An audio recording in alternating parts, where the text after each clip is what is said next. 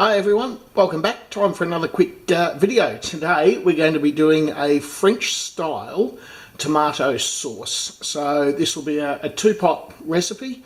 So in this pot we'll be doing the most of the cooking of the ingredients, and over in this one we've just simply got some vegetable stock.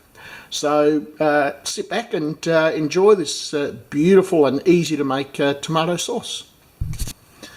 Alright, so the first thing we're going to do is we're going to heat up about 50 grams of butter. So I want to get this nice and melted. Once that's ready to go, I'm going to add some bacon to this to the butter. So straight away you know this is going to be awesome when it involves melted butter and bacon. In the background I've got I've just got a low heat on to slowly start warming up the vegetable stock. Alright, so that's starting to warm up nicely now, so I'm going to put some bacon in just to give a little bit of a flavour. Now what I'm going to do with the bacon is I don't necessarily need to brown it off too much. I just want to get that flavour through, stir it around a little bit and get just a little bit of colour in it. This is mainly just to sort of release the flavour, and later on you'll see once everything gets combined what I mean by the flavours. Okay, so that's been heating up for about 2 minutes, so which is long enough. Now I'm going to add in just some roughly chopped shallot and some carrots. I'm just going to put that in there. Now what I want to do is cook this down long enough just to get the moisture out of the carrots. So what I'm going to do now is add some plain flour. So what we're doing with this essentially is making a roux, but it's a tomato based roux. So normally you would use equal amounts of butter and flour. So I've used 50 grams of butter, but I'm only going to use 30 grams of flour because don't forget we've got some moisture from the carrots. So what I'm going to do is tip that flour in there and I'm going to stir it around. I want to cook that down for about sort of 5 minutes just to make sure that I flavour all of that and get rid of the, cook off the taste of the flour.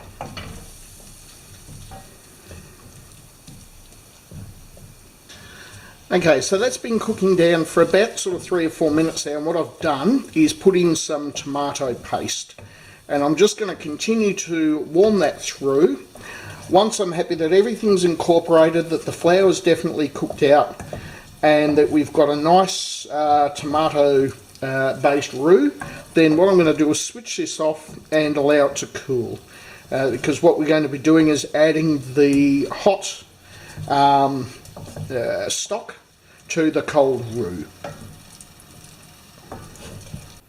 Alright, giddy up. So the stock has come up to the boil, the roux is nice and cool. So what I'm going to do now is start, so I'm only going to add half of the stock to the roux initially, and then I'm going to stir that.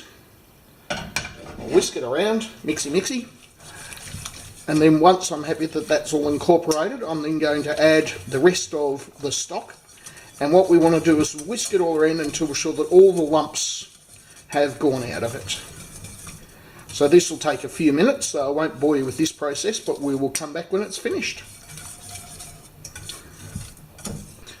Alrighty, so I'm happy with that consistency. Make sure when you're doing this, make sure you go right around the edges too, make sure there's nothing left there.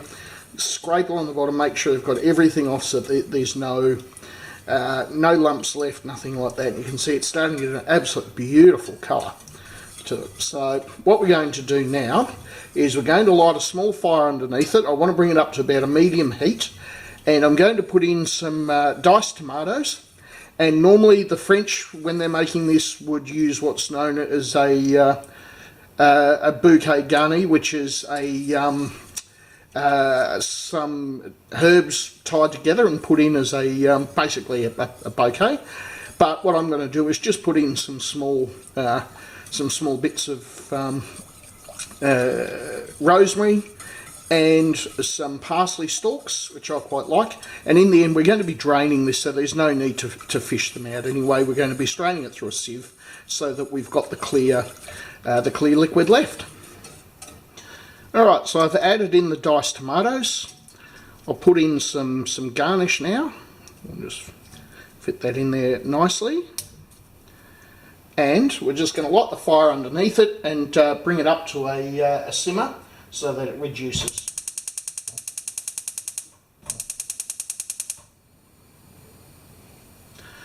Alrighty, so this will take some time. What we're basically trying to do now is just thicken this up a little bit.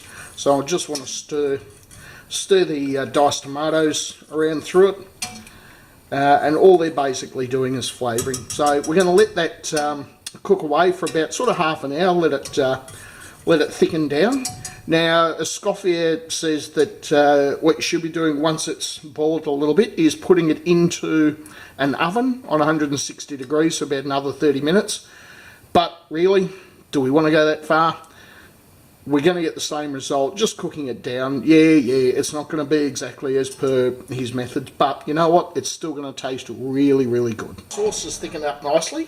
What I'm going to do now is just strain it through the strainer so that all we're left with is the actual sauce itself. So obviously this will take a little bit of time, but we'll get that through, and then I'll show you the end result. And there it is. This beautiful red, nice, thick, flavourful homemade tomato sauce. So you can either dish it up to be served on the day that you make it, or like with me, I'm going to put it into a sauce bottle and put it in the fridge and use it whenever needed. Alright guys, enjoy!